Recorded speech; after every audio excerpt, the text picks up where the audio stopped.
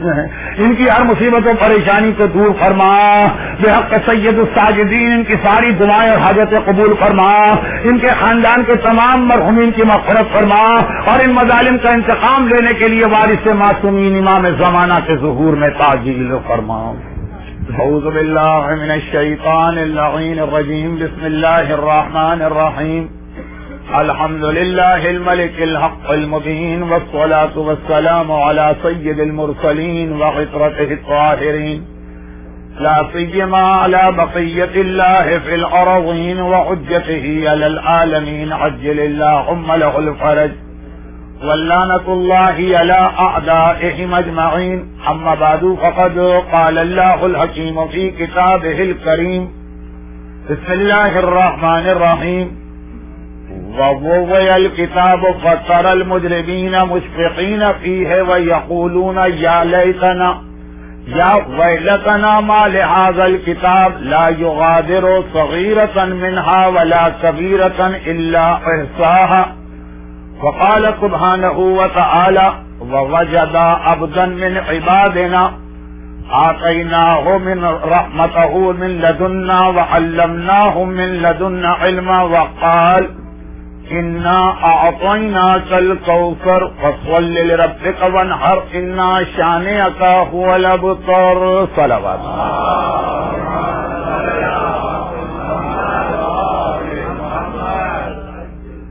اور مجرموں کے سامنے سورہ کہف کی کنیکٹنگ والی آیت کا ترجمہ، لفظ کافر نہیں ہے، لفظ مشرک نہیں ہے، لفظ منافق نہیں ہے، لفظ مجرم۔ اور مجرموں کے سامنے جس وقت ان کی کتاب یا نامہ اعمال رکھا جائے گا تو وہ ایک مرتبہ گھبرا کے کہیں گے کہ یا ویلتنا مال حاضر کتاب، یہ کتنا کمپلیٹ قسم کا ریکارڈ یا کتاب ہے کہ لا یغادر صغیرۃ ولا کبیرہ، ہمارے بڑے سے بڑے اور چھوٹے سے چھوٹے ایکشن یا عمل کو اس کے اندر نظر انداز نہیں کیا گیا۔ اور دوسری آیت سورہ مبارکہ کہف کی سوال نمبر 2 سے متعلق آیت، ووجد عبدا من عبادنا، اور ان دونوں نے ہمارے بندوں میں سے ایک بندے کو وہاں پہ بیٹھا ہوا پائے، آتیناہ رحمتن من عندنا، جس بندے کو ہم نے اپنے پاس سے رحمت بھی دی ہے، وعلمناہ من لدنا علما، اور ہم نے اسے علم لدنی بھی عطا کیا۔ اور تیسری آیت سورہ کوثر کی وہ آیت ہے کہ جو شب 15 رمضان کو مسلمانوں نے سب سے زیادہ یاد کی، کیونکہ کثیر تعداد میں مومنین کرام ایسے ہیں کہ جن کے حساب سے آج شب 15 رمضان ہے، خصوصاً جو لوگ مرحوم آیت اللہ خوئی یا امام خمینی کی تقلید پر باقی ہیں، اور جو موجودہ مراجع کی تقلید کرنے والے ہیں، تو کل شب 15 ہوگی، تو یہ آج اور کل دونوں دن سورہ کوثر کی آیت ہمارا سرنامہ کلام تو بنے گی۔ آئیے آیتوں کے ترجمے سے فارغ ہونے کے بعد گفتگو کے سلسلے کو ذرا جلدی جلدی آگے بڑھایا جائے، اور ایک بار روک کر پھر ایک جملے کو میں دوہرا دوں، اور وہ اس لیے کہ مجھے یہ نہیں معلوم کہ اسلامی جمہوریہ ایران میں اصحاب کہف کے واقعے میں جو فلم بنی اس کے اندر کون سی روایت کو بنیاد بنا کر انہوں نے وہ پوری فلم بنائی۔ اسلامی جمہوریہ ایران میں رہبر کا حکم الگ چیز ہے، لیکن باقی جو اس قسم کی فلمیں بنائی جاتی ہیں وہ تاریخ کے کسی ایک واقعے پہ کسی ایک روایت کو بیس کر کے بنائی جاتی ہیں۔ اور جیسا کہ میں نے ایک بار پہلے بھی عرض کیا تھا کہ اصحاب کہف کے واقعے میں اختلافات بہت زیادہ، بلکہ اگر میں یہ بات کہہ دوں تو شاید زیادہ بہتر ہوگا کہ سورہ کہف میں جو 3 قصے آئے ہیں، 3 کہانیاں آئی ہیں، 3 واقعات آئے ہیں، وہ اردو والے قصے کہانیاں نہیں ہے، ہسٹوریکل فیکٹ والے۔ تینوں کے اندر قرآن نے بہت شوق رکھی، قرآن نے بات کو بہت شوق رکھا، جس کا سوال کیا گیا اس کا جواب دیا، اور پھر اگر اس جواب کے اندر مومنین کرام کی گائیڈنس اور ہدایت کا کوئی پہلو ہے تو اس کو بتا دیا، کوئی گائیڈنس اور ہدایت کا پہلو ہو اس کو بتائے۔ اب حضرت خضر کا نام کیا تھا، اس کے اندر ہمارے لیے کوئی ایسی ہدایت اور گائیڈنس نہیں ہے کہ خالی ایک نالج یا انفارمیشن کے لیے تو ہو سکتا، قرآن نے اس کو ٹچ نہیں کیا. تو جتنا سوال اتنا جواب، اور پھر تھوڑا بہت جو قرآن کا ایک اسٹائل ہے کہ سوال کوئی بھی کرو.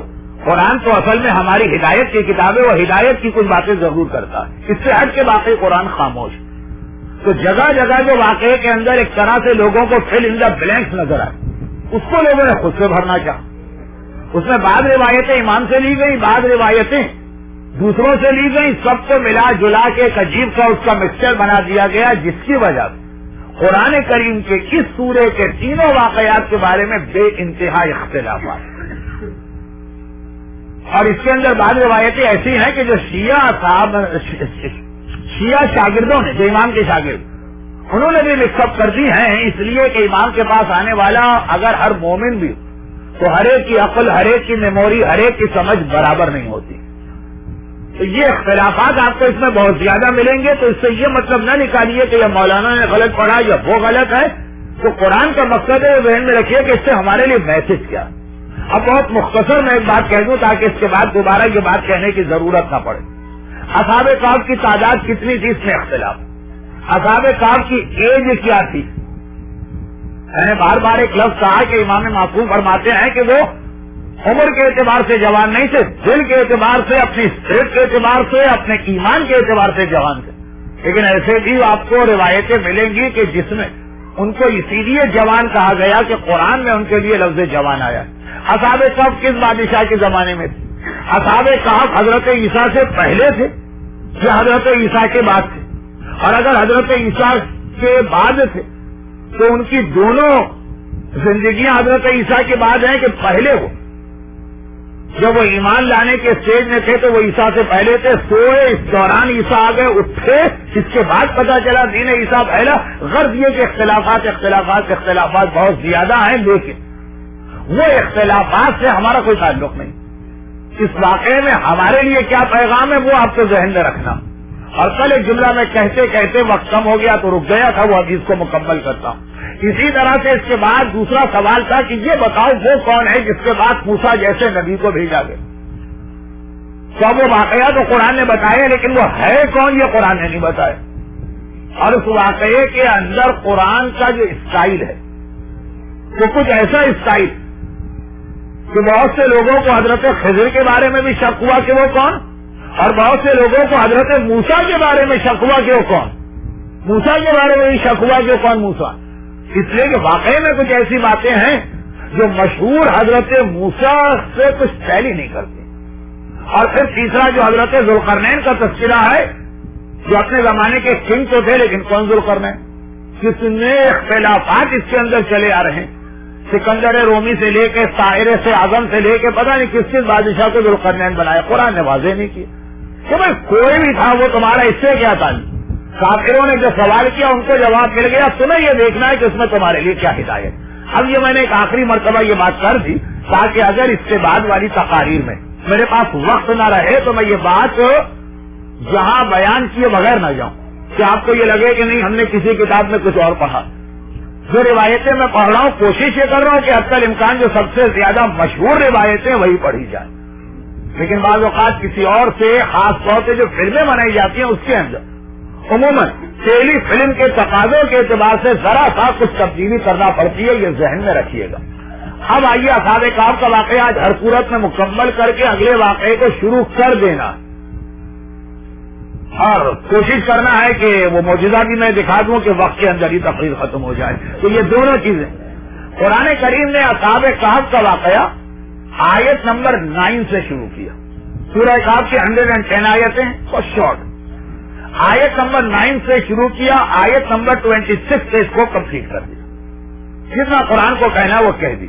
اور اس کے اندر بھی بیچ میں 2 آیتیں ذرا ٹاپک سے ہٹ کیا گیا. تو تقریباً 16 آیتوں میں یہ واقعہ آیا ہے. اس کے بعد 38 آیتوں کا بیچ میں قرآن نے گیپ دیا. گیپ میں ان معنوں میں کہہ رہا ہوں کہ یہ کفار نے نہیں پوچھا تھا، یہ زبردستی ان کو سنایا گیا. اور اس کے بعد 23 آیتوں میں حضرت موسیٰ کا واقعہ آیا اور جیسے وہ واقعہ ختم ہوا اسی سے فوراً 1 آیت کے گیپ کے بغیر ذوالقرنین کا واقعہ شروع ہوا. اصحاب کہف کا واقعہ جب ختم ہو رہا ہے تو ایک بار ایک آخری بات یاد دلا دوں کہ میں نے کل کہا تھا کہ اس واقعے کے بہت سارے قرآن کے اعتبار سے پرپز ملٹی پرپز واقعات، سوال کا جواب بھی دینا ہے، جو میڈیا وار اور فزیکل ٹارچر شروع ہو چکا ہے اس کے لیے کفار مکہ کو وارننگ دینا کہ تم سے بڑے بڑے ظالم دنیا میں گزر گئے، کیا ان کا کہاں ہے ان کا نام و نشان؟ غار والے زندہ رہے، وہ بادشاہ مر گئے۔ اس کے اندر مسلمانوں کو بھی مینٹلی پریپیئر کرنا ہے، یہ ساری چیزیں تھی۔ لیکن جو سورہ کہف کے تینوں واقعات کا ایک مین تھیم ہے وہ ذہن میں رکھیے گا، وہ تو آخری تقریروں میں آخری ہفتے میں اس کو خاص طور پہ بیان کیا جائے گا، دجال سے پروٹیکشن۔ اصحاب کہف کا واقعہ ہو کہ حضرت موسیٰ کا واقعہ جو بس جسٹ شروع ہونے والا، دجال ذہن میں رکھیے گا کہ کیا اصحاب کہف کا جو میسج ہے وہ دجال سے ہمیں کیسے بچاتا ہے۔ وہ اپنی جگہ وہ تینوں واقعات میں کامن ہے وہ چیز۔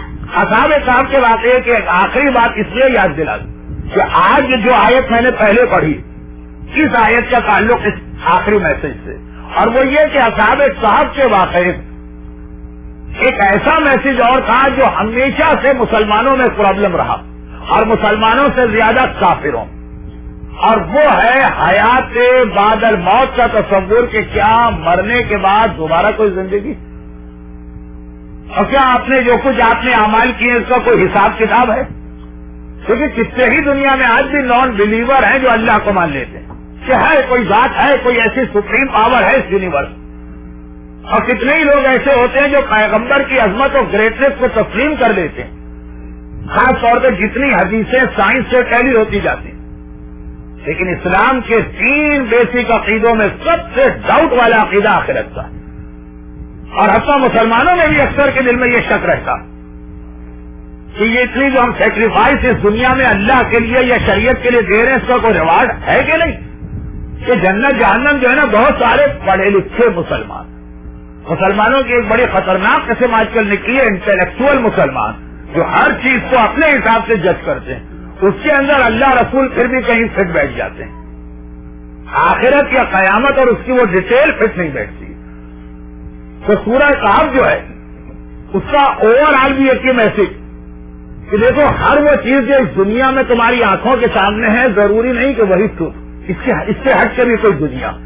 موسیٰ اور خضر کے واقعے کا خلاصہ یہ ہے کہ موسیٰ دنیا والی شریعت کو لے کے چل رہے ہیں، خضر بتا رہے ہیں اس کے پیرالل کوئی اور سسٹم بھی اللہ نے جاری کیا ہوا، ایک ہی دنیا میں 2 سسٹم چل رہے ہیں۔ کفار مکہ کو بتایا جا رہا ہے کہ تم جو قبرستانوں میں جا کے مذاق اڑاتے ہو کہ مرنے کے بعد کون زندہ ہوگا، تو اصحاب کہف ایک الگ دنیا ہے، اس دنیا سے ہٹ کر جو تمہارے فزیکل لا ہیں ان سے ہٹ کر بھی ایک دنیا ہے جس کے اپنے اصول چلتے ہیں، کیونکہ دجال کے زمانے میں دنیا بہت زیادہ میٹلسٹک ہو جائے گی، مادی، اس میں تو اور زیادہ یہ سورہ کہف کا میسج ہے کہ جو تم دیکھ رہے ہو خالی یہی نہیں، تمہاری آنکھوں سے چھپا ہوا ہڈن کوئی اور سسٹم اللہ نے بنایا ہوا جو زیادہ جا کے پیک پر پہنچتا ہے حضرت خضر کے واقعے میں۔ لیکن اصحاب کہف اس بات یہاں سے میسج ہوا کہ مرنے کے بعد زندگی مل سکتی، دیکھو اپنی آنکھوں سے، آپ کو یاد ہوگا میں نے پوری مجلس واقعات پڑھ دیے تھے، واقعات نہیں دہرانے۔ اب جب یہ میسج دیا اور پھر یاد دلا دوں کہ جس وقت اصحاب کہف دوبارہ بیدار ہوئے اور پیغام حق دنیا میں آ چکا تھا، پھر بھی اس زمانے کے جو کرسچن تھے وہ ذرا ڈاؤٹ فل تھے مرنے کے بعد دوبارہ زندہ ہونے کے بارے میں۔ ایک بات۔ نمبر 2، کفار مکہ جن کے سوال کے جواب میں آیت نازل ہوئی وہ بھی آخرت کو ماننے کو تیار نہیں، اور نمبر 3، آخری زمانے میں دجال کا سب سے بڑا پرابلم یہی ہوگا کہ دجال کے زمانے میں لوگ موت اور اس کے بعد کی زندگی میں یقین نہیں رکھیں، حتیٰ یہ کہ زمانے کے امام سے ریلیٹڈ ہمارا ایک عقیدہ رجب کہ زمانے کے امام ہی کے سامنے بہت سارے لوگ جو مر چکے ہیں دوبارہ آئیں گے، مومنین بھی آئیں گے اور انتہائی فاسق و فاجر بھی آئیں گے جن کو امام سزا دیں گے۔ ڈائجسٹ نہیں ہوتا یہ عقیدہ بہت سے لوگوں کا۔ چنانچہ یہ جو سورہ کہف کی اتنی امپورٹنس آ رہی وہ اسی لیے آ رہی کہ کیوں یہ عقیدہ تم سے ڈائجسٹ نہیں ہو رہا، یعنی اپنے مومنوں کی بات۔ کتنے لوگ ایسے ہی کہتے مولانا عقیدہ رجب سمجھ میں نہیں آتا، لیکن اصحاب کہف کا واقعہ ہے اس بات کو کیوں سمجھ میں نہیں آتا، مر گیا تو دوبارہ کیسے زندہ؟ اصحاب کہف وہ کیسے ہوئے؟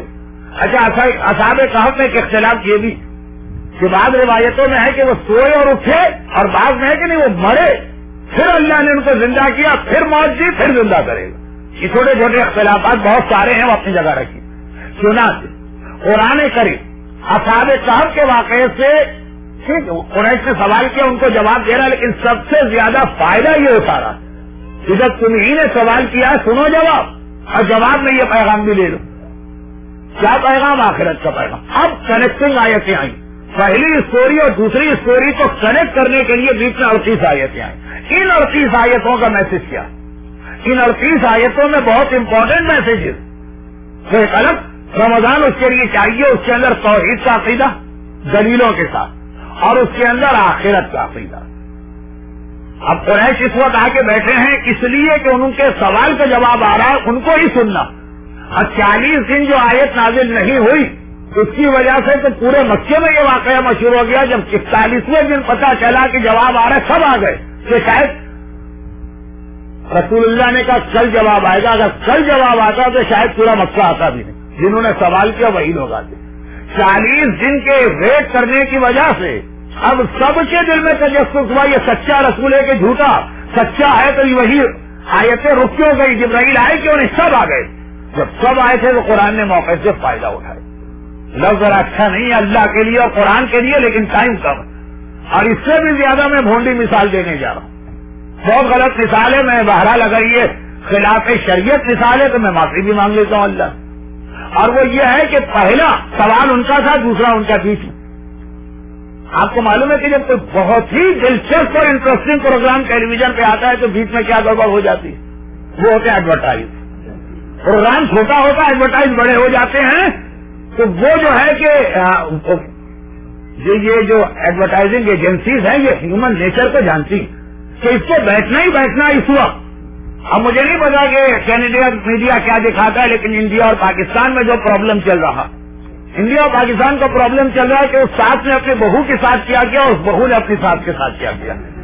ساس کبھی بہو تھی اور بہو کبھی ساس بنے گی. اس کے جو اپنی ساس تم کیا ظلم کر رہی ہے، عورتیں بھول جاتی ہے اس بیچارے کی ساس کے اوپر جو ہے آنکھوں میں آنسو آ رہے ہیں. اس میں جو ہے نا جب بہت ہی کوئی اہم منظر آتا ایک دم سے وہ ایک وقفہ آ گیا، 8-10 اشتہار دیکھا، پھر کہانی آگے بڑھی.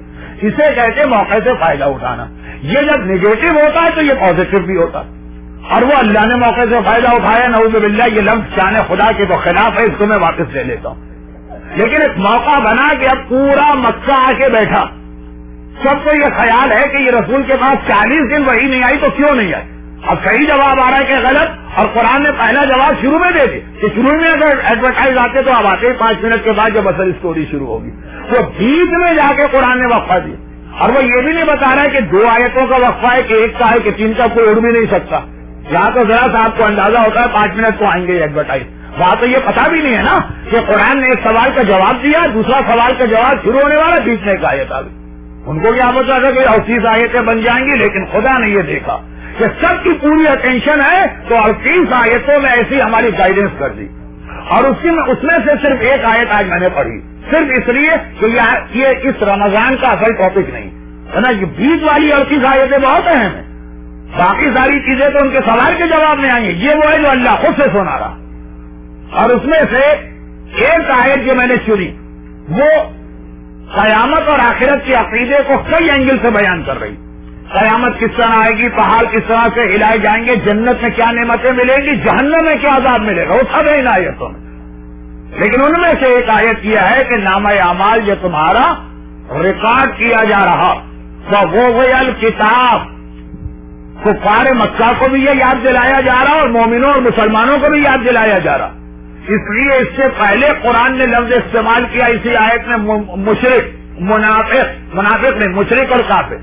یہ آیت جہاں آ گئی لفظ بدل کے مجرم کر دیا، جرم کرنے والا. جرم کافر کرے تو وہ بھی جرم ہے، مشرک کرے تو وہ بھی جرم ہے، مومن کرے تو وہ بھی جرم ہے. کہا وہ الکتاب فسر المجرم. جب نامہ اعمال رکھا جائے گا تو ہر مجرم دیکھے گا اور مشفقین ڈرتے ہوئے دیکھے گا، خوف کے عالم میں دیکھے گا فی ہے اس کتاب کو. اور جب وہ کتاب دیکھے گا تو پکار اٹھے گا مال حاضر کتاب، یہ بک آف ایکشن، یہ نامہ اعمال کیسا ہے جس میں ہمارے ہر عمل کو لکھا گیا.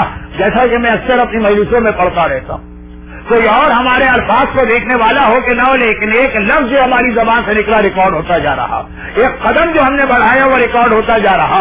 ہمیں یاد نہیں ہوگا کہ 10 دن پہلے جب ہم المہندی سینٹر میں انٹر ہوئے تو ہم نے پہلے سیدھا پیر رکھا تھا کہ الٹا پیر رکھا تھا، لیکن ہمارے ریکارڈ میں جس دن سے ہم بالغ ہوئے اس دن سے لے کے آج تک ہمارے قدموں کا سیکوینس بھی لکھا ہوا ہے کہ یہ مسجد میں جاتا تھا تو کس دن کون سا قدم، اور امام باڑے میں آتا تھا تو کس دن کون سا قدم، اور حمام میں جاتا تھا تو کس دن کون سا قدم. حتیٰ یہ کہ جیسا کہ امام کی ایک حدیث یہ بھی لکھا ہوا کہ فلاں آدمی ایک دن گیا تھا گانا سننے کے لیے 10 قدم چلا تھا پھر وہاں سے واپس آ گیا تھا. اتنا گناہ کیا تھا لیکن گناہ مکمل نہیں کیا تھا، چھوڑ دیا تھا. مال حاضر کتاب، یہ کیسا ہمارا ریکارڈ ہے، یہ کیسی بک آف ایکشن ہے کہ چھوٹے سے چھوٹا عمل بھی اس دن لوگوں نے اس کو مذاق سمجھا تھا. جب میں نے کہا تھا کہ یہاں جوتے رکھے، آپ نے آرام سے جوتے پہنے اور چلے گئے وضو کرنے کے لیے، یہ بھی اس نامہ اعمال میں لکھ دیا گیا کہ اس آدمی نے دوسرے بندہ مومن پہ ظلم کیا. یہ قرآن کی آیت تھی جو اس دن میں پڑھ رہا تھا اپنے الفاظ میں. مال حاضر کتاب لا یغادر صغیرۃ ولا کبیرہ، چھوٹے سے چھوٹا عمل اس کے اندر جو ہے نکل گیا، اس کے اندر سے محب نہیں ہوا ہے، بھلایا نہیں گیا ہے، رہ نہیں گیا. ہم تو باتوں باتوں میں جملہ کہہ دیتے ہیں، سامنے والے کے سینے میں تیر کی طرح لگتا ہے، ہمیں پتہ بھی نہیں چلتا ہے کہ ہم نے کیا کہا، نامہ اعمال میں لکھ دیا گیا.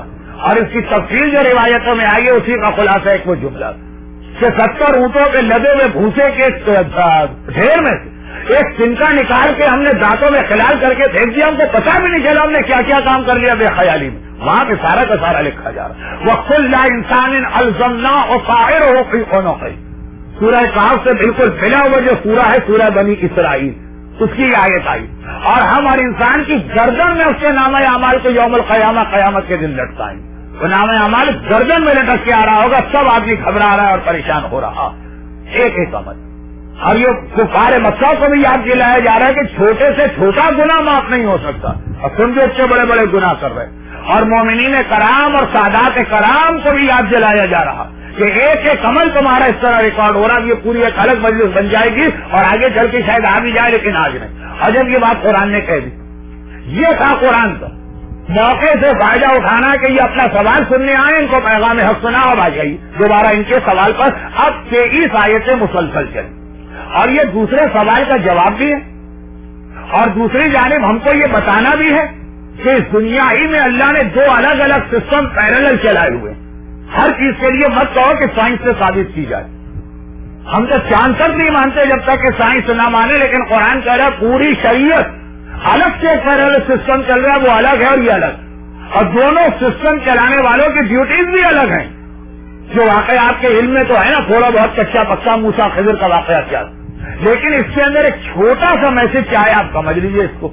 وہ یہ ہے کہ ایک زمانے کے 2 حجت خدا ہیں، ایک الگ واجبات کو لے کے جا رہا، دوسرے الگ واجبات کو لے کے جا رہا، اور نظام کائنات چل بھی رہا ہے اور اس میں کوئی گڑبڑ بھی نہیں آ رہی کسی حد تک.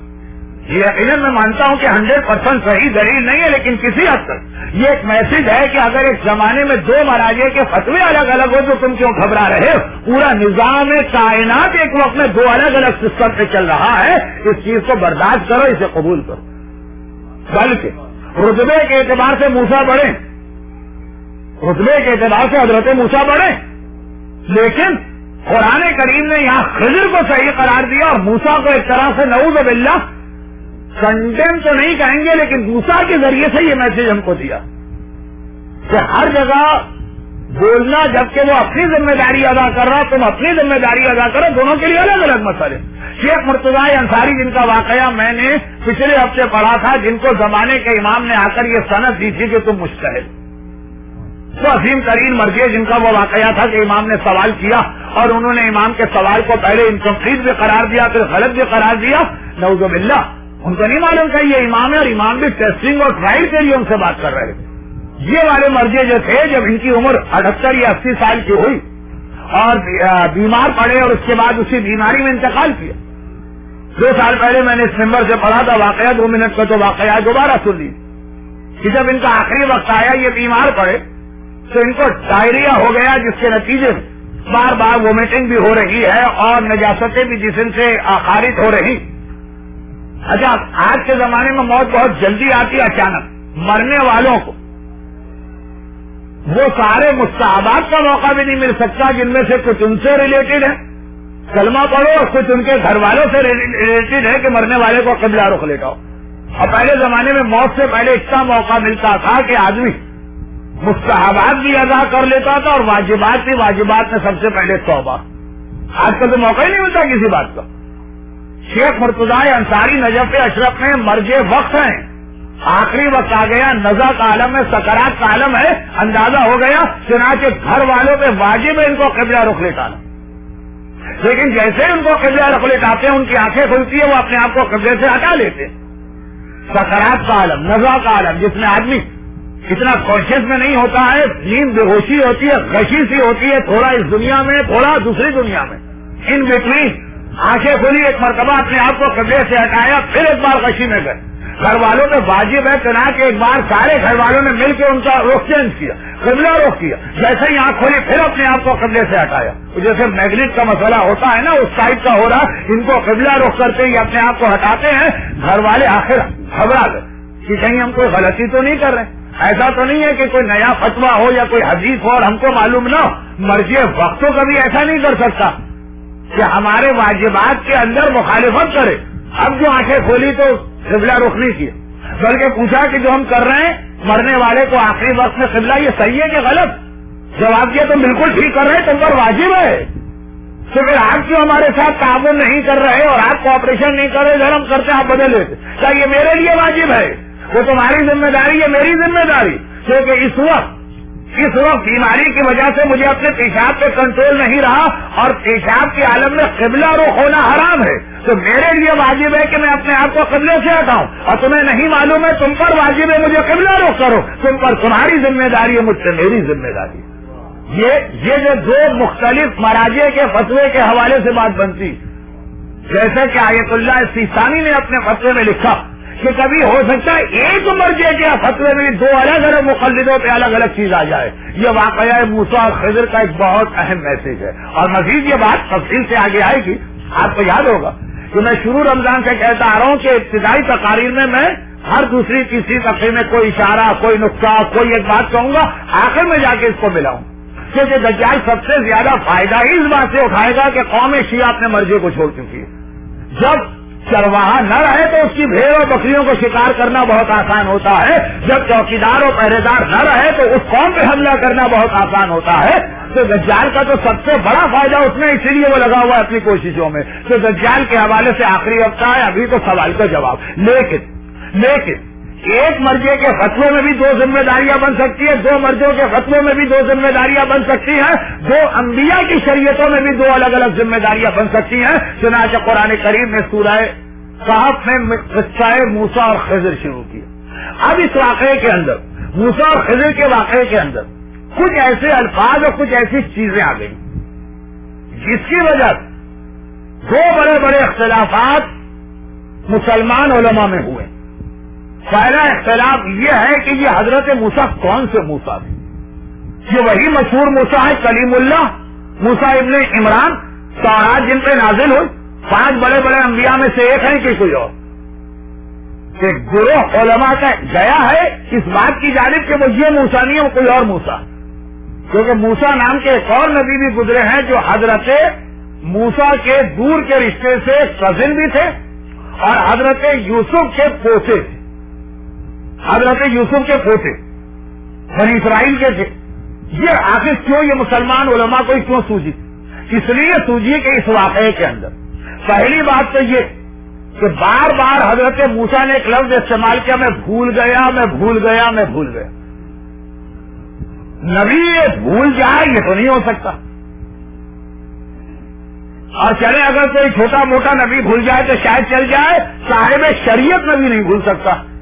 چھوٹے اور بڑے نبی کا مطلب کیا ہے کہ بڑا نبی وہ جو شریعت لے کے آیا، چھوٹا نبی شریعت لے کے نہیں آتا، وہ بڑے نبی کی شریعت ہی آپ کو یاد دلاتا۔ تو اب وہ بڑا نبی جسے رسول کہتے ہیں وہ نہیں بھول سکتا، کیونکہ وہ بھول گیا تو ہو سکتا ہے کچھ واجبات بھی بھول گیا، ہو سکتا ہے کچھ حرام بھی بھول گیا۔ جب ایک خاتون کی بکری سورہ احزاب کی 200 آیتیں کھا گئی اور اس کے بعد مسلمان آج تک اس بکری کے طفیل سورہ احزاب کی 200 آیتوں سے محروم رہ گئے، تو نبی اگر بھول جائے، آیتیں کھا جائے، واجبات کھا جائے، حرام کھا جائے، تو اس لیے بڑا نبی تو کبھی نہیں بھول سکتا جو صاحب شریعت. اور اس واقعے موسیٰ اور خضر میں کئی بار حضرت موسیٰ کی زبان پہ لفظ بھول آیا، تو لوگوں نے کہا یہ وہ موسیٰ نہیں ہوں گے، دوسرے موسیٰ ہوں. دوسری بات، اس واقعے میں حضرت موسیٰ نے 3 مرتبہ وعدہ کیا اور وعدہ توڑ دیا. 3 بار وعدہ کیا تھا حضرت خضر سے کہ دیکھیے میں بولوں گا نہیں، اور پھر بول اٹھے. تو کہا کہ وہ بڑا نبی جو ہے وہ سے وعدہ کر کے نہیں توڑ سکتا. جواب نہیں ہے. اور تیسرا یہ کہ اللہ نے موسیٰ جیسے عظیم نبی کو خضر کے بعد بھیجا کیوں؟ تو ایک اس کے لیے روایت تقریباً سارے مسلمانوں کے پاس ایک ہی روایت، اور وہ یہ ہے کہ ایک بار جب حضرت موسیٰ، جو مشہور موسیٰ کو اس واقعے سے نکالنا پڑا مسلمانوں کو، کہ حضرت موسیٰ جب اس منزل پر پہنچ گئے کہ دنیاوی اعتبار سے بھی بادشاہ بن گئے. دیکھیے دین کے تو تھے ہی بادشاہ، لیکن جب فرعون دریا میں غرق ہو گیا، فرعونیت ختم ہو گئی، اب موسیٰ واقعاً دنیاوی حکمران بھی ہے پوری دنیا میں، یا نہ صحیح تو کم از کم مصر میں ان کی حکومت، اتنی بڑی ان کی شخصیت بن گئی.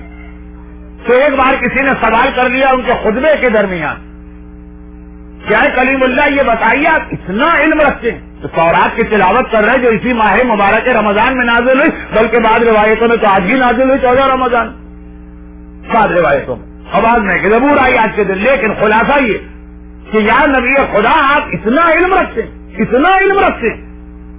تورات کی خاصیت تھی ولا ربن ولا یابس، ہر خود کو چڑھ کا علم اس میں تھا.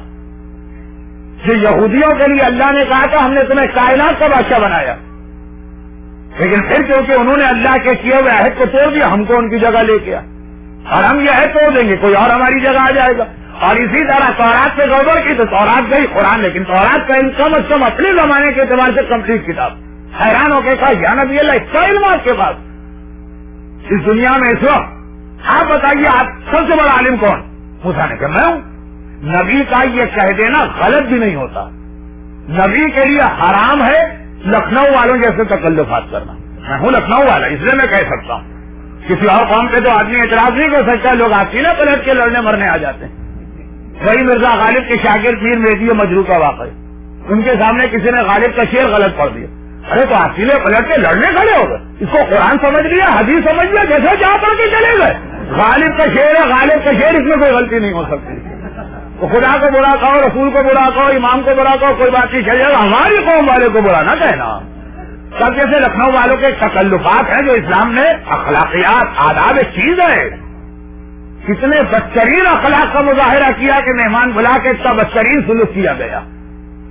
وہ احمدی نجات کا حوصلہ ہے کہ ہر چیز کو برداشت کیا خنجر پیشانی کے ساتھ، اور وہ سامنے والوں کی فطرت کی نیچ پنے اور شرمندگی کو ظاہر کر گیا ان کا وہ ایٹیٹیوڈ اور رویہ.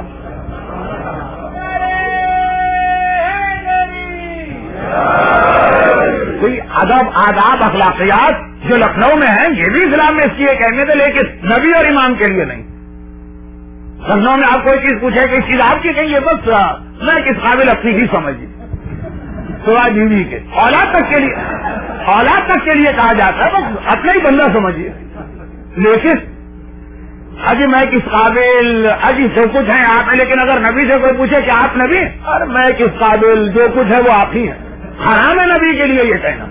امام سے کوئی پوچھے، امام کے لیے واجب ہے کہنا کہ میں امام المشرقین و مغربین، میں وہ ہوں جس کی رضا سے سورج مشرق سے نکل کے مغرب میں ڈوبتا، میں وہ ہوں جس کو پروردگار نے یہ طاقت دی ہے کہ میں مردے کو زندہ کر سکتا ہوں. جس کے لیے واجب ہے یہ چیزیں بتانا، ورنہ عام آدمی کو کیسے پتا چلے. تو موسیٰ نے بھی یہی بات کہی.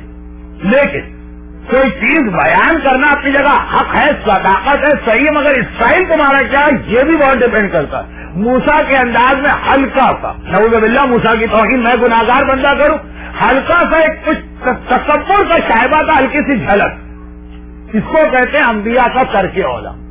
نبی سے گناہ نہیں ہوتا، لیکن کچھ ایسی بات ہو جاتی ہے جو ہم اور آپ کریں تو معاف ہے. نبی کی شان کے خلاف. وہ آدم کا ترک اولا آپ کے علم میں ہی.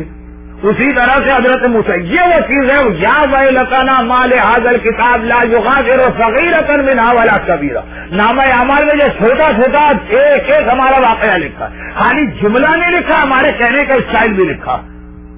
حضرت یعقوب بہت بڑی دعوت کی انہوں نے اپنے خاندان کی، ماشاءاللہ ان کا خاندان اتنا بڑا. غریب میں کوئی پڑوس میں کوئی مسافر تھا، اس کو کھانے کو نہ تھا، وہ بھوکا اس رات کو سویا. حضرت یعقوب سے پروردگار نے کہا بہت لمبا واقعہ ہے، اس سے میں نے بہت شوق کیا.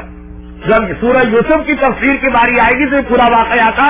اے یعقوب، تم نے اس وقت اپنے خاندان کے 100 آدمیوں کو کھلایا، اور کتنے اس وقت جملے یہاں ذبح کیے گئے اور پڑوس کے اندر ایک مسافر بھوکا رہا. اب گناہ نہیں ہے، کیونکہ یعقوب نے وہی بات کی، خداوند مجھے نہیں معلوم تھا کہ پڑوسی بھوکا. لیکن تم نبی ہو، عام آدمی کہتے تو چل جائے گا، تم نبی ہے، تمہیں معلوم کرنا چاہیے ایسا کہ تمہارے محلے کے لوگوں کی کیا حالت. چنانچہ گناہ تو ہے نہیں، سزا تو نہیں ملے گی، لیکن کر کے اولا ہوا، جس کے نتیجے میں ایک امتحان دینا پڑے گا. 12 برس بیٹا کھویا رہا اور باپ کو رونا پڑا. یوسف، حسن یوسف، خوبصورتی. ایک بار آئینہ ہاتھ پہ لے کے کھڑے، اپنی شکل دیکھ رہے ہیں، خود ہی مسکرا دی. اتنا میں خوبصورت ہوں، اگر میں کبھی غلام ہوتا تو بازار میں ملین اور بلین سے کم تو میری قیمت ہی نہیں لگتی. ایک نبی کی زبان پہ جملہ آ گیا، نبی کی شان کے خلاف ہے. ہماری عورتیں ہاتھ میں آئینہ لے کے کہیں، ان کو حق ہے اس بات کا، ان کو حق ہے اس بات کا، شریعت نے ان کو اجازت دی ہے. لیکن نبی کی شان کے خلاف ہے. کہ یوسف، تم جو کچھ بھی ہو، نہ اپنے حسن کی وجہ سے ہو، نہ اپنے کسی عہدے، ہماری نظر عنایت کی وجہ سے ہو. ہم اپنی نظر توجہ ہٹا لیں تو یہ حال ہوگا کہ یوسف جب مصر کے بازار میں پہنچے تو کوئی خریدنے کو تیار نہیں تھا. اتنے حسین غلام کو قرآن کہہ رہا، لوگ خریدنے کو تیار نہیں تھے. زاہدون فیہ، لوگ ان سے زہد اختیار کر رہے تھے، بھاگ رہے تھے. یہ قیمتیں اس بات سے نہیں بنتی. ہمارا اور آپ کا مشاہدہ بھی، میں نعوذ باللہ کسی کا مذاق نہیں اڑا رہا، لیکن بات بڑی معمولی شکل و صورت کی لڑکیاں کیا راج کرتی ہیں اپنے سسرال میں جا کر، اور بات بڑی ہی اچھی خوبصورت بھی ہیں، خوبصورت سیرت بھی، لیکن کیا زحمتیں ان کو اٹھانا پڑتی ہے اپنے سسرال کے اندر. پروردگار کی نظر عنایت جس پر ہو جائے. گھر کے اس میں بعض اوقات دعاؤں کا بھی دخل ہوتا. کیسی دعائیں؟ کیونکہ دعاؤں کی رات آنے والی. مجھے اپنا بچپنا اب تک یاد ہے، میں ہر چیز بھول گیا. یہ نہیں بھولا کہ میرے بچپنے میں میرے محلے میں خاتون رہتی تھی، نماز تو 2 منٹ کی پڑھتی تھی، دعا آدھے گھنٹے کی ہوتی تھی اور اردو میں ہوتی. اور کیا دعا ہوتی تھی؟ ان کی بیٹی کا نام رضیہ، کہ رضیہ کی ساس اس کی جوتی کے نیچے رہے، رضیہ کی بڑی نند اس کی جوتی کے نیچے رہے، رضیہ کی چھوٹی نند اس کی جوتی کے نیچے رہے، رضیہ کے شوہر اس کی جوتی کے جوتی کے نیچے رہے کہ آدھے گھنٹے کی ان کی دعا چلتی. آپ کو نماز شب کے لیے 40 مومنین و مومنات کے نام یاد نہیں ہو رہے، 400 ان کو اپنی بیٹی کے سسرالیوں کے نام یاد تھے جو ہر نماز کے بعد ان کی دعا ہوتی تھی. اب اس ٹائپ کی دعا حرام ہے کہ جائز ہے؟ یہ دعا قبول ہوگی کہ قبول نہیں ہوگی، یہ شب قدر میں تھوڑی سی بات آئے گی. لیکن کچھ یہ دعائیں، اس انداز کی دعائیں بھی لوگ مانگتے ہیں. حضرت یوسف، اب میرے کہنے کا مقصد یہ تھا، حسنات الابرار سیئات المقربین، ایک اصول ہے اسلام کہ ابرار جو ہے نا نیک آدمی، اس سے اونچا اسٹیٹس ہے مقربین. جو کام ابرار کرے گا، مقرب وہ نہیں کرے گا، اس کو اس سے بڑھ کے کام کر کے دکھانا، جن کے رتبے سوا ان کی مشکل ہے. یوسف، تمہاری زبان پہ جملہ اچھا نہیں لگ رہا، چاہے ایک عام مومنی جملہ کہہ دے تو کوئی حرج نہیں. یعقوب، تمہارا یہ عمل اچھا نہیں لگا، گناہ نہیں ہے، حرام نہیں ہے. اسی انداز سے موسیٰ یہ جملہ کہہ دیا، آج مجھ سے بڑا اس دنیا میں علم کوئی نہیں سکتا کوئی، چاہے وہ حقیقت ہو، لیکن انداز ان کا ایسا مجمع عام میں تھا. فوراً وہی نازل ہوئی کہ ہے موسیٰ، یہ کیا کہہ دیا؟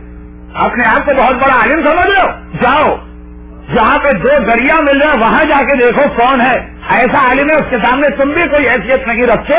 یہ موسیٰ کا ترک اولا. لیکن اپنی جگہ موسیٰ کی بات تو سچی تھی نا کہ میں نبی وقت ہوں، اپنے زمانے میں مجھ سے بڑا کوئی نہیں ہو. پھر یہ جملہ کہنا اور خدا کا ان کو بھیج دینا، تو ان تمام کنفیوژن کا نتیجہ یہ نکلا کہ موسیٰ بھول گئے، موسیٰ نے وعدہ توڑ لیا، موسیٰ نے ذرا تکبر کے انداز میں اپنے آپ کو خدا کہا، اور موسیٰ کے زمانے میں موسیٰ سے بڑا کوئی علم مل گیا. یہ چاروں چیزیں ایسی ہیں جو نبوت کے اصول سے ہٹ کر، نبی نہ وعدے توڑتا ہے، نبی نہ بھولتا ہے، نبی نہ تکبر کرتا ہے، نہ نبی سے بڑا کوئی اور ہوتا. تو کہا یہ موسیٰ ہی نہیں ہے، کوئی اور موسیٰ. اور جو دوسرے موسیٰ ہیں وہ پتہ نہیں نبی بھی ہیں کہ نبی نہیں ہے، کوئی وسیع ہے، صرف اس لیے کہ جواب نہیں مل رہا ہے لوگوں کو. لیکن یہ تو کوئی طریقہ نہیں ہوا نا کہ اگر آپ کے پاس کسی سوال کا جواب نہ ہو تو آپ قرآن ہی کو بدل دیں، آپ اصول ہی کو بدل دیں. یورپ کے شہر کی بات ہے اور اسی سال کی بات، اسی ایام اعضا کی بات. ماتمی جلوس نکلتا ہے، جیسے یہاں بھی ابھی 21 رمضان کا جلوس نکلنے والا ہے، اور چہلم کا جلوس نکلتا ہے، اور عاشورے کا بھی نکلتا ہوگا. عاشورے کا جلوس نکلتا، عیسائی کا جلوس نکلا تو جو صاحب اس امام باڑے میں انگریزی کے لیکچر دینے آئے تھے انہوں نے کہا کہ جلوس تو آپ نکالیں ماتم نہیں کریں، تو آج والا ماتم یہ بھی نہیں کرے. نئی بات بھی تھی اور آج کے ماحول میں تو مومن کو بڑا الرٹ اور چوکنا ہو کے بیٹھنا پڑتا، کیوں نہ کرے ماتم. انہوں نے کہا اس لیے کہ سارے کے سارے یہ نان مسلم، ان کو ہم سڑک کے اوپر ایک پروٹیسٹ کے انداز سے ریلی کے انداز سے چل کے دکھائیں تو کنوینس کر سکتے ہیں کہ اس کی لاجک کیا. یہ ہاتھ کے ماتم میں ہم ان کو کنوینس نہیں کر سکتے، ہمارے پاس جواب نہیں ہے ان کو دینے کا، تو کیوں ایسا کام کرتے. میں نے کہا اگر آپ کے پاس جواب نہیں تو کیا ضرورت ہے کہ آپ جلوس کو لیڈ کر رہے ہیں، آپ کسی اور صاحب کو ذمہ داری دے دیں. یہ تو نہیں ہے کہ آپ کے پاس ایک چیز کا جواب نہیں تو آپ نے کہا چیز یہ ختم کر دو. آج کل پرابلم یہی ہو گیا، علم کم ہونے کی وجہ سے کسی کے پاس شفاعت کے بھائی یہ سمجھ میں نہیں آتا. اللہ میاں کی امریکہ دھاندلی چلے گی کہ بھائی وہ آدمی گناہگار ہے، کسی کی سوچ لے کے آگے تو بخش شفاعت کا عقیدہ چھوڑ. توسل کہ اللہ میاں کی بھی یہ طریقہ چلے گا جو پاکستان میں چلتا ہے کہ چوکیدار کی مٹھی گرم کی 5 روپے کا نوٹ اب تک ہر 5 وہ بھی نہیں لیتا ہے، 100 روپے کا نوٹ پکڑایا اور اس نے آپ کو باری سے ہٹا دی. یہ تو سمجھ بھائی جو چیز آپ کی سمجھ میں نہیں آتی تو ان کو موقع دیجیے جو سمجھا سکتے ہیں، جو سمجھتے ہیں، جو علم رکھتے ہیں. یہ کیا ضرورت ہے کہ آپ بیٹھیں گے بھی ان کی جگہ پہ اور پھر بھی کہیں گے چیز سمجھ میں نہیں آ رہی.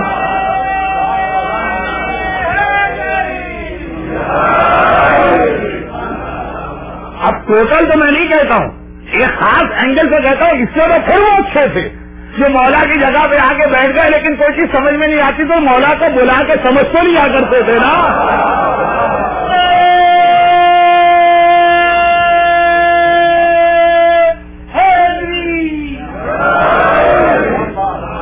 ٹوٹل میں کسی مومن کو یوں نہیں کہہ رہا ہوں کہ وہ اس سے کوئی منافق اچھا یا کوئی دشمن اہل بیت اچھا، لیکن اس اسپیکٹ میں دیکھیے جواب نہیں ہوتا تھا ان کے پاس، لیکن یہ نہیں کہتے جواب نہیں تو بدل دو، نہیں بلاؤ علی کو، کہاں ہے علی، ہمیں آ کے ہلاکت سے بچا ہے.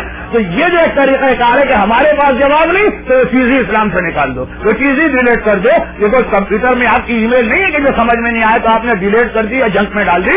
یہ اسلام ہے، یہ شریعت ہے، یہ دین ہے. سنا سے معصومین سے لے کے ہمارے مراجع کرام تک بڑی سختی کے ساتھ اس نظریے کی مذمت کی اور کہا ہے کہ جو چیز تمہاری سمجھ میں نہیں آ رہی اس کو سمجھو، دوسرے طریقے سے سمجھو، پھر بھی سمجھ میں نہ تو چھوڑ دو کہ اللہ اس کو زیادہ بہتر جانتا ہے. لیکن اس کی وجہ تمام آیات قرآنی اور تفاسیر معصومین اور احادیث رسول کو نہ بدلو. یہ موسیٰ وہی موسیٰ تھے.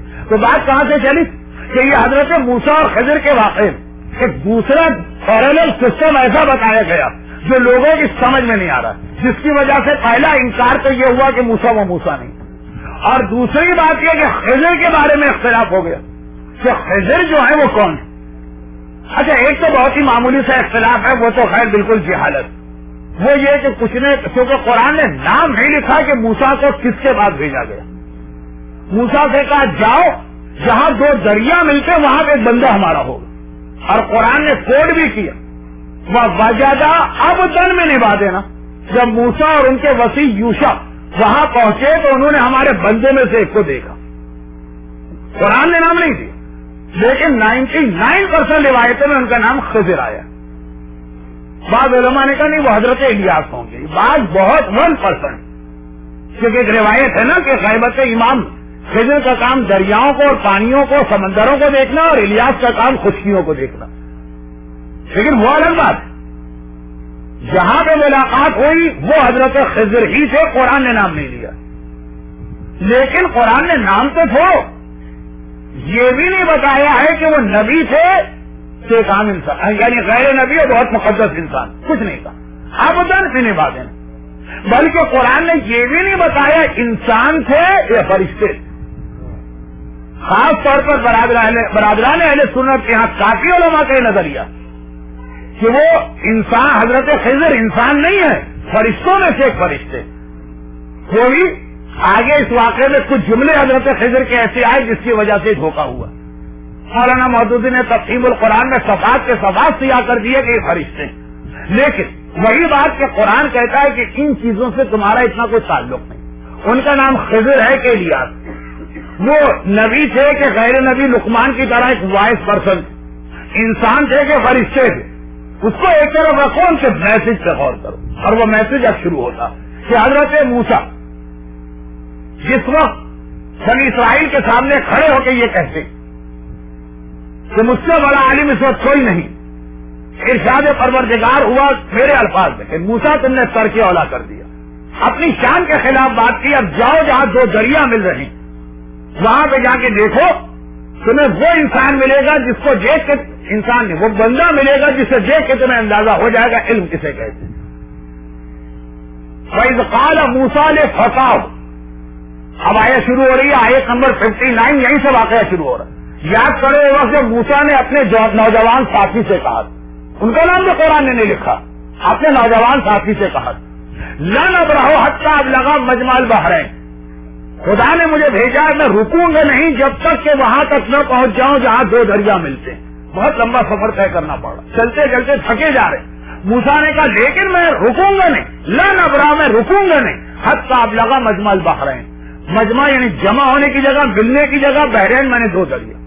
اور پھر فوراً قرآن کہتا فَلَمَّا بَلَغَا مَجْمَعَهُمَا, اور جب یہ دو دریا کی جگہ پہ پہنچا نسیا حوتاہما, دونوں اپنی مچھلی کو بھول گئے. یہ پہلی دفعہ اس واقعے میں لفظ بھول آیا جو 4 دفعہ اور آیا. بھول گئے وہ لوگ, اور کیسے بھولے کیا بھولے یہ کل آئے گا, لیکن خلاصہ یہ کہ پھر واپس پلٹے اور وجدا عبدا من عبادنا, اور انہوں نے پایا ہمارے بندوں میں سے ایک بندے کو. آقائنا ہو, قرآن ان کی دو خصوصیتیں بتا رہا, آقائنا ہو رحمتن من عندنا, ہم نے اپنی خاص رحمت اس بندے کو عطا کی. وَعَلَّمْنَاهُ مِن لَدُنَّا عِلْمًا, اور ہم نے علم لدنی ایک اسپیشل علم ان کو دیا جو موسیٰ کو بھی نہیں ملا ہوا, خاص علم دیا. یہ وہ خضر جن کے سامنے موسیٰ کو شاگرد بنایا گیا, یہ وہ خضر جن کے سامنے موسیٰ کو شاگرد بنایا گیا. اور پورے واقعے کے اندر قرآن کا اسٹائل وہ ہے جو خضر کی برتری موسیٰ پہ ثابت کر رہا, کم از کم اس واقعے کے اندر خضر کی برتری موسیٰ پہ ثابت کر رہا. اور اب آئیے شہر مدینے کے اندر, کہاں سے مجمع البحرین جہاں دو دریا ملے. اب یہ بھی ہسٹورین کے لیے پرابلم ہے کہ دو دریا کون سے, قرآن نے کیسے کہ تمہیں کیا تعلق, کوئی سے بھی دو دریاؤں میسج سے غور کرو. لیکن وہ خضر نبی جن کے سامنے صاحب تورات صاحب شریعت موسیٰ کو شاگرد بنایا گیا, وہاں سے ایک دم سے آپ آئیے 2500 سال کا فاصلہ طے کر کے شہر مدینہ پہنچے. شہر مدینہ منورہ ہے, مسجد النبوی ہے, اللہ کا رسول جنت کے ٹکڑے اپنی محراب سے پیٹ لگائے ٹیک لگائے بیٹھا, اور اس حالت میں بیٹھا ہے کہ گود میں آج صرف حسن مجتبیٰ, اور پوری مسجد لوگوں سے بھری ہوئی ہے. نانا نواسے کے ساتھ باتیں بھی کرتا جا رہا, گفتگو بھی کرتا جا رہا ہے, کھیلتا بھی جا رہا ہے, لوگوں کے سوال کا جواب بھی دیتا جا رہا. بھری ہوئی مسجد کے اندر اچانک کوئی شخص داخل ہوا, یہ عرب. رسول اللہ کے زمانے میں ایک کامن بات ہو گئی کہ نئے نئے اجنبی لوگ مسجد میں آتے تھے, سوال پوچھ کے اپنے اپنے قبیلوں میں جاتے. ہر آدمی کے لیے تو رسول تک آنا مشکل تھا, قبیلے والے ایک نمائندے کو بھیجتے.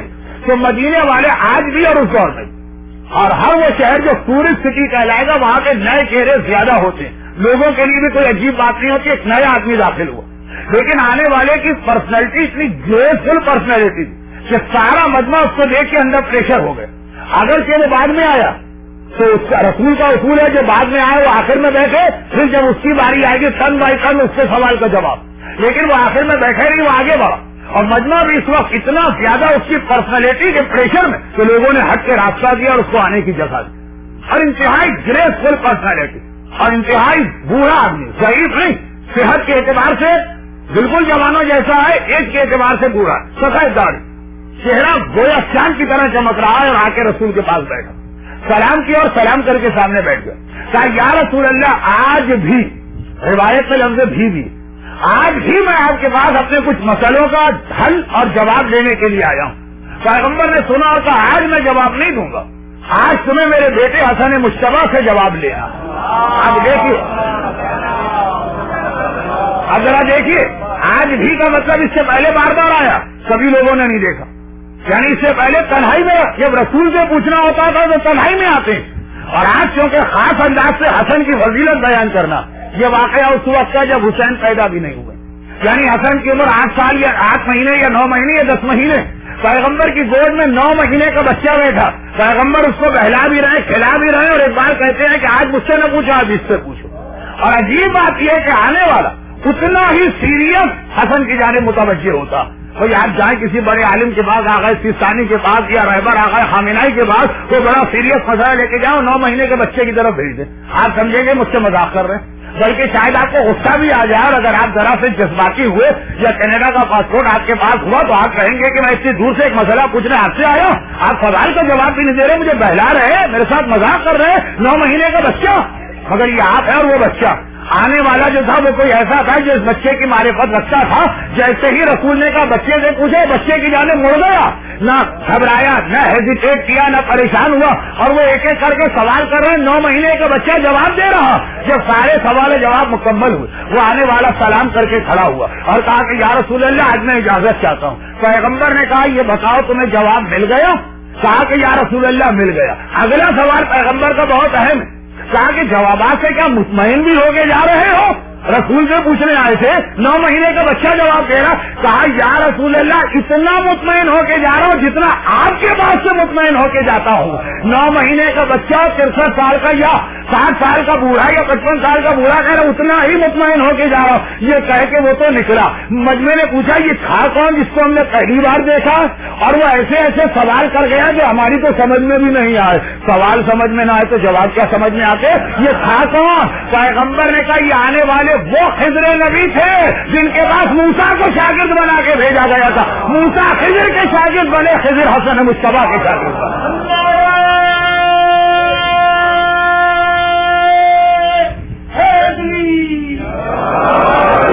حسن کی شخصیت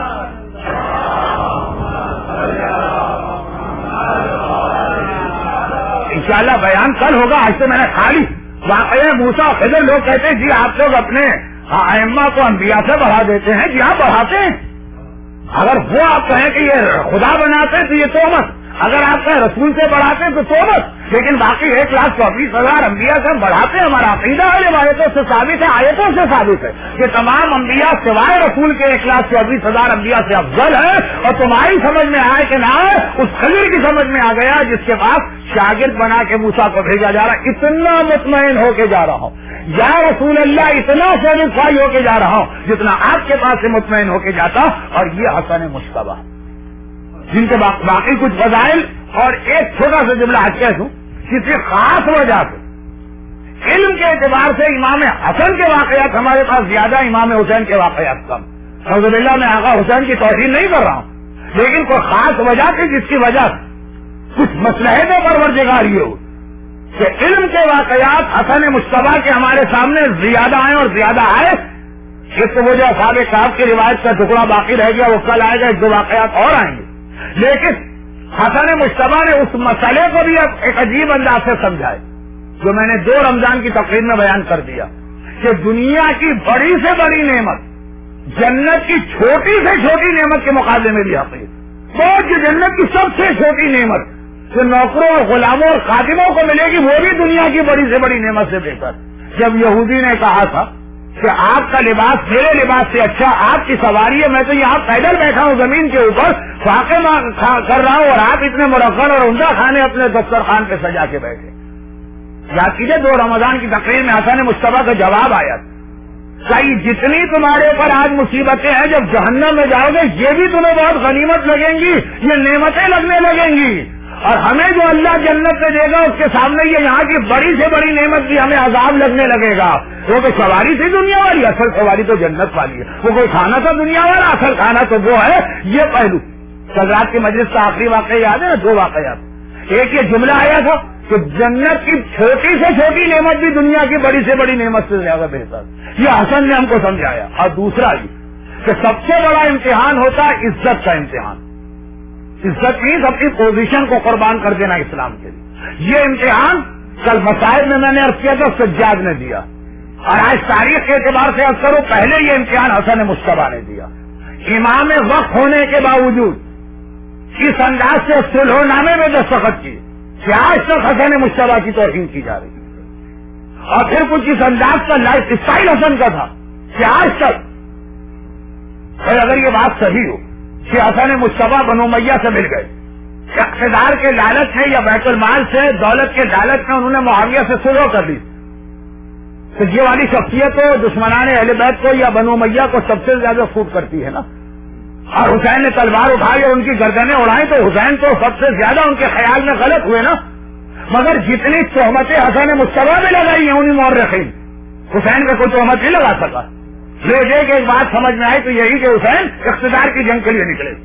حسن پہ تو اتنی تہمتیں لگی ہیں, یہ جو جملے میں نے کہا یہ ساری تہمتیں. کہا گیا کہ وہ شہزادی بن کے رہنا چاہتے تھے, لائف اسٹائل ان کا اتنا لیوش تھا, وہ کہاں زحمتیں اٹھاتے تبلیغ کی, اس لیے صلح نامے پہ دستخط کر. یہ کہا کہ وہ بیت المال سے معاویہ نے کہا کہ ہر سال اتنا دیں گے, اتنی رقم آ رہی تھی, دستخط کر دی. ایک جملہ اور بھی کہا گیا کہ جی وہ تو نعوذ باللہ شادیوں کے چکر میں لگ گئے تھے, اتنی شادیاں کی کہ علی کو کوفے کے ممبر پہ جا کے کہنا پڑا کوفے والوں اپنی بیٹیوں کو حسن کو نہ دیا کرو, انہ رجل مطلاق, وہ رجل مطلاق ہے. مطلاق نے بہت طلاق دینے والا, آج شادی کرتا ہے کل طلاق, آج شادی کرتا ہے کل طلاق. اگر دشمنان اہل بیت حسن سے خوش اور راضی ہوتے تو حسن کی شخصیت تو کیسی بنا کے رکھی جاتی ہے ہمارے سامنے. کتنے برے مسلمان تھے, ایک سے ایک لعنتی, کیسا ان کو ڈرائی کلین کر کے پاک صاف کر کے کار واش کر کے رحمت اللہ رضوان اللہ اور رضی اللہ تعالیٰ عنہ کی گھٹی پہ ٹانگ دیا مسلمانوں نے. تو حسن مجتبی ائمہ طاہرین میں سے نعوذ باللہ ظاہری اعتبار سے سب سے زیادہ دشمنان اہل بیت کو یہ سوٹ کرنا چاہیے, انہیں کو سامنے لایا جاتا.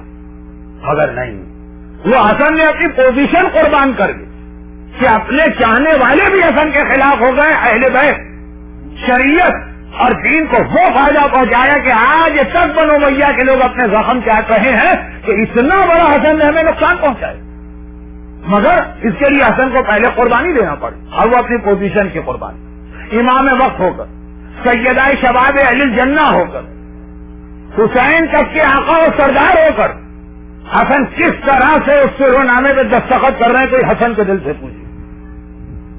امام خمینی نے جب کہا تھا کہ اس وقت اس صلح نامے میں دستخط زہر کا پیالہ پینے کے مترادف, دیکھو امام خمینی کا بھی آقا, اور جس سے بات کی جا رہی ہے وہ صدام کا بھی صدام ہے. اسلام کی تمام خرابیوں کی ایک بہت بڑی جڑ اور بنیاد معاویہ, لیکن یہ ہے اپنی پوزیشن اور اپنی عزت کو اس لیے قربان کر دینا تاکہ اسلام بچے. اور یہ دوسری بات کہ حسن ہی وہ تھے کہ جن کو سب سے بہتر سورہ کوثر کا مصداق مانا جا سکتا. 15 رمضان کو یہ سورہ پورا ہوا, انا اعطیناک الکوثر, اے حبیب ہم نے تمہیں کوثر کی شکل, حسن کی شکل میں اس کوثر عطا کی جو زندگی بھر تمہارا نام اور تمہارے مشن کو بچائے. اور یہی وجہ ہے, گرچہ دشمنوں نے اس کو ایک الگ انداز سے کہا, لیکن میرا ایک آخری جملہ سنیے, باقی باتیں کل. آج مسائل نہیں ہوں گے, اس لیے کہ ایک روایت کے مطابق, روایت کا مطلب ہے روایت موضوعی, ایک قول کے مطابق آج ولادت تھی کہ کتنی عجیب بات کہ جتنے جہاد عالم اسلام میں مولا کے بعد ہوئے, اور 90% حسن مجتبی کی اولاد نے جہاد کی. سادات حسنی کی قربانیاں اور ان کے جہاد, اور امام مظلوم کے بعد جو معصومین تھے ان کو آپ دیکھیں گے کہ وہ گھر میں بیٹھ کر تبلیغ دین کر رہے, تلوار ہاتھ میں لے کر. آپ کو بعد میں کوئی معصوم نظر نہ آیا جو حسین کی اولاد میں, اور تلوار ہاتھ میں لے کر ہر وہ جہاد کرتے نظر آئے جو حسن کی اولاد میں. تو یہ جو تہمت ہے کہ حسن لڑنا نہیں جانتے تھے, حسن کے خون میں وہ گرمی نہیں تھی, حسن شہزادے کی جیسی زندگی گزارتے, وہ ایک ایسا الزام ہے جو حسن کی اولاد نے اپنے خون کو قربان کر کر کے ہمیں دیا, سادات حسنی کی قربانی. لیکن باقی ساری باتیں انشاءاللہ کل ہوں گی. بس ہم تو یہ جانتے ہیں کہ عالم تشیع میں بہت بڑی عید مانی جاتی ہے, عید الزہرا, فاطمہ کی خوشی. لیکن حقیقت میں جو فاطمہ نے پہلی خوشی دیکھی اپنے گھر میں وہ حسن مجتبی کی ولادت. پہلی عید الزہرا جو ہوئی ہے, پہلی عید الزہرا وہ حسن کی ولادت ہے آج کی رات. یعنی مسلمانوں کو ابھی رمضان والی عید بھی نہیں ملی.